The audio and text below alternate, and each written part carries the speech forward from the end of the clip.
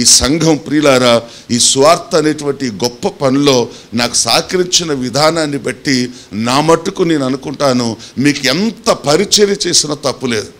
దేవుని స్తోత్రం కలుగును గాక. మీకు ఎంత పరిచర్య చేసినా తప్పులేదు. మీ కొరకు ఎంత చేసినా కూడా ప్రియులారా నేను అనుకుంటాను మీకు నేను తక్కువే పరిచర్య చేస్తున్నాను. దేవుని బిడ్డలారా, మీరు ఇస్తున్నటువంటి అద్భుతమైన ప్రార్థనా సహకారం, అద్భుతమైన సహకారం, అద్భుతమైన ప్రేమ నిజంగా నేటి దినాలలో ఏ సేవకుడికి దొరకదని నేను ధైర్యంగా చెప్పగలుగుతున్నాను. దేవుని స్తోత్రం కలుగును గాక.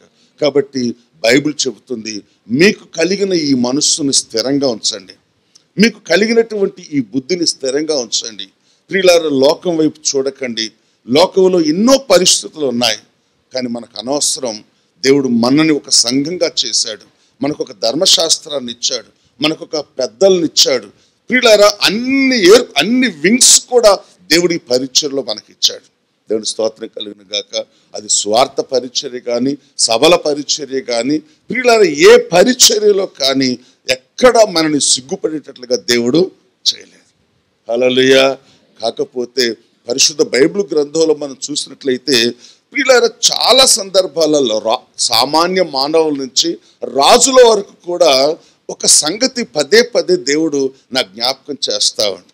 అదేంటో తెలుసా ప్రియులారా, మనము ఏమీ లేని స్థితి నుంచి దేవుడు మనను ఒక ఉన్నతమైన స్థితికి తీసుకొచ్చిన తర్వాత, ఏమీ లేని పరిస్థితుల్లో నుంచి ఒక గొప్ప పరిస్థితుల్లోకి తీసుకొచ్చిన తర్వాత ఏ భేదం లేకుండా అందరూ గర్విష్ఠులై దేవుని దుఃఖపెట్టారు.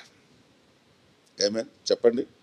అందరూ కూడా గర్విష్ఠులై దేవుని దుఃఖపెట్టారు. నేను అదే అనుకుంటాను, అది మాత్రం మా దగ్గర జరగొద్దు ప్రభు అనుకుంటాను.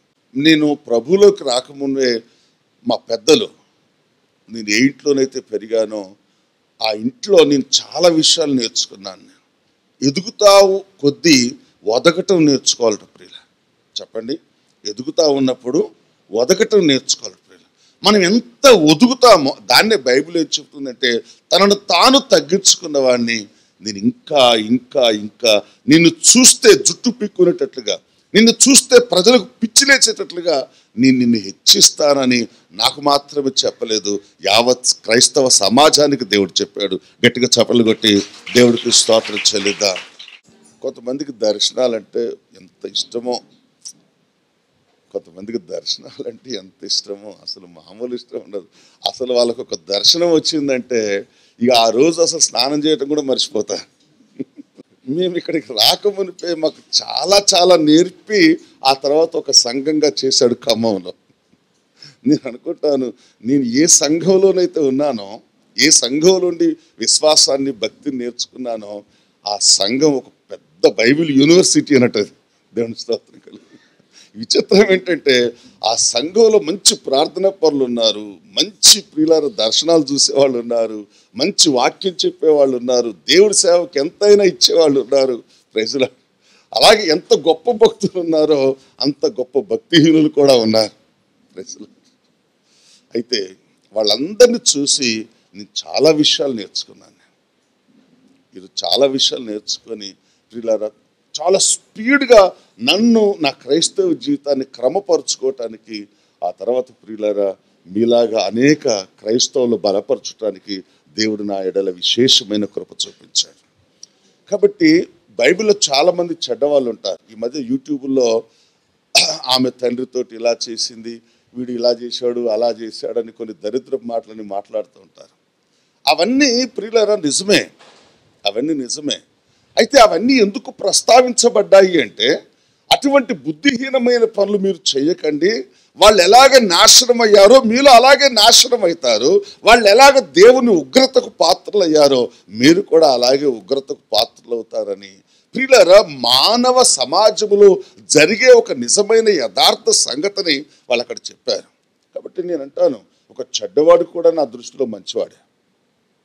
ఎందుకో తెలుసా, అతన్ని పరిశీలించినప్పుడు, ఆ చెడ్డవాడిని పరిశీలించినప్పుడు ప్రియులారా మనం పరీక్షించి చూసినప్పుడు మనలో ఏం కలుగుతుందో తెలుసా, ఆ స్థితి మనకు రాకుండా మనం జాగ్రత్త పడదాం. ఒకవేళ నేను జాగ్రత్త పడకపోతే నేను కూడా ఆ పరిస్థితులకు దిగజారిపోతానని వాళ్ళు మనం ఏం చేస్తున్నారంటే హెచ్చరిస్తున్నారు.